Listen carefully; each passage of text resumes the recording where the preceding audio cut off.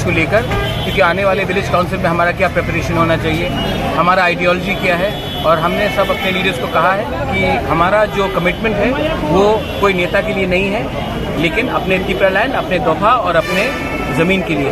तो ये बात मैंने क्लियरली बताया है और हम रेडी हैं आने वाले इलेक्शन में। कुछ भी हो जाए, हम लोग छोटा पार्टी हो सकते हैं, लेकिन हमारे पास हिम्मत है और हमारे पास फाइट है अपने तिपरासा के लिए फाइट करने। सर कौन सा डिस्ट्रिक्ट लेकर आज सदर, वेस्ट, उन्नकोटी, चोरिलाम, ख्वाई पॉलिटिकल डिस्ट्रिक्ट हम लोग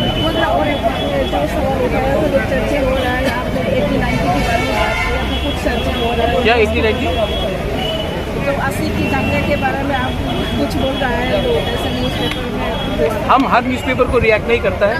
सब लोग जानता है कि हम कम्युनल नहीं है, और मैंने कहा कि 80 का दंगा ऐसा नहीं होना चाहिए, मैंने ये बोला। लेकिन इन लोगों को जो लिखना लिखने दीजिए। मैं तिपरासा के वोट से आया हूँ और मैं तिपरासा के लिए बात करूँ।